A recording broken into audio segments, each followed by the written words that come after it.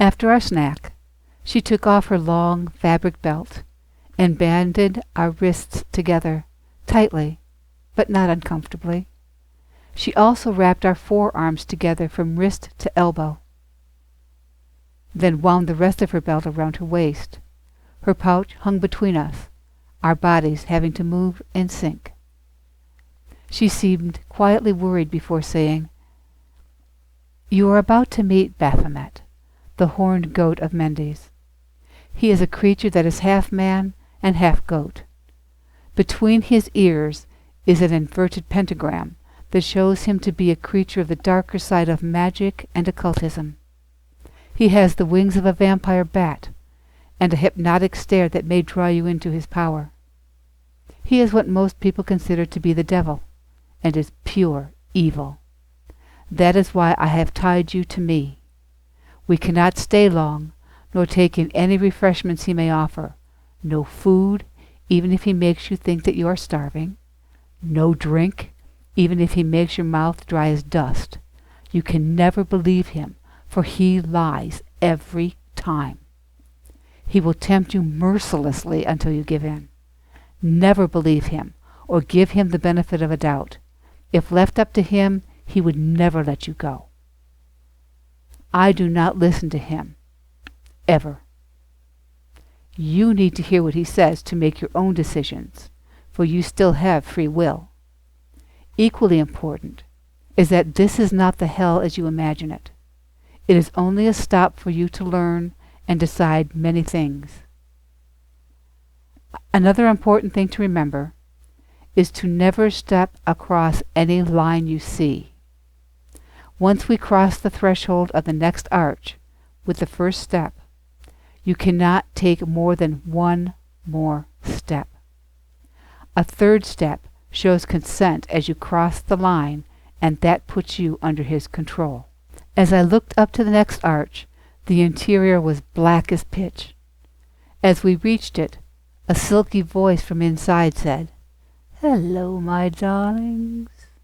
It is delightful to see you as always. So glad that you have come to visit. Come in. Come in."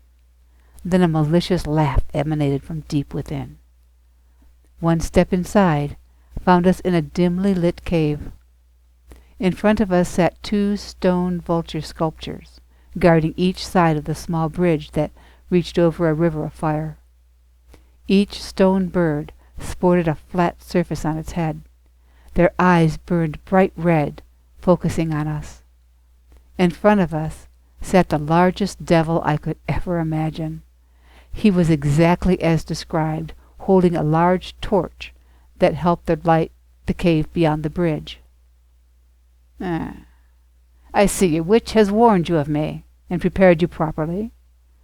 Just remember, you have free will, and she's not your boss. You can do whatever you want. You can stay as long as you want, and you can say whatever you want. We are free here, free to do everything that you've been taught not to do, or think, or feel. He smiled. Oh, where are my manners? Are you hungry? I have fresh figs from my tree here. No? How about an apple or dates? A flat tray had appeared on top of each stone vulture, overflowing with fruits, cheeses, and breads. It smelled delicious. I was sure my stomach growled in hunger in response to his offer of food. I shook my head, and he seemed surprised at my denial. His eyes narrowed to slits. No? Are you sure? How about some wine to drink? I made it myself, and it's quite delicious. I hate to drink alone, don't you? Large decanters of wine appeared in front of the vultures, along with the large black goblets. The wine flowed out of the decanters and into the goblets as if by magic. I sensed the goblets were growing larger and slowly moving toward me. No again? I slowly shook my head as my mouth became dry as a desert. Surely a small sip wouldn't hurt, could it? Or was I imagining it? Did he already have me under his spell? I knew I wanted to, but was held fast in place by Inayekia, who had cast her eyes downward. She pointed to the thin black line on the floor, less than an inch from my toes. One more step and I would have been a goner. When I looked up, I saw that the food and drink had vanished. I dared not look into his eyes again, so I concentrated on his hooves. He stroked his beard and said slyly, Hey, I want you to meet my favorite pets. I'm sure you'll like them. Come across the bridge so you can shake their hands. I froze in place, still shaking my head. He then revealed 2 naked people chained to the podium where he sat. A man and a woman wandered forward in a catatonic stare, eyes glazed over, wearing loose, heavy chains around their necks. I saw with both shock and horror that they had grown small horns on their heads and long tails like their master. The woman had grapes at the end of her tail, and the man had fire at the end of his.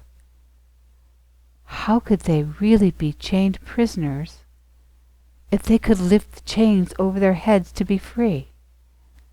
I shivered in fear, not wanting to be like them in any way. The devil picked up on my observation and said, Oh, they won't leave. They love me. They enjoy their addictions to pleasure and lust. They love being here. They love their addictions so much that they're starting to look like me. Aren't they cute?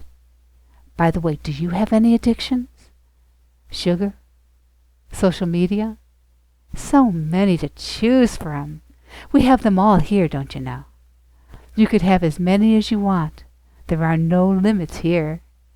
He stroked his beard again, openly assessing me and chuckling to himself. He then said, You know, I want you to meet some more friends of mine, and I'll make you a deal. On your left, you see along the wall 7 steps up to the next arch. They have the 7 virtues written on them in obsidian on one side of the step with a line in the middle. In a sing-song voice, he mockingly listed the 7 virtues. Humility, charity, chastity, gratitude, temperance, patience, and diligence.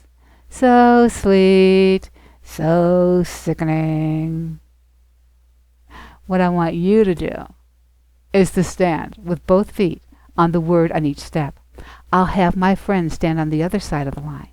If you can look each of my friends in the eye and one by one denounce what they stand for, I will let you go, and you can have my blessing of your precious redemption.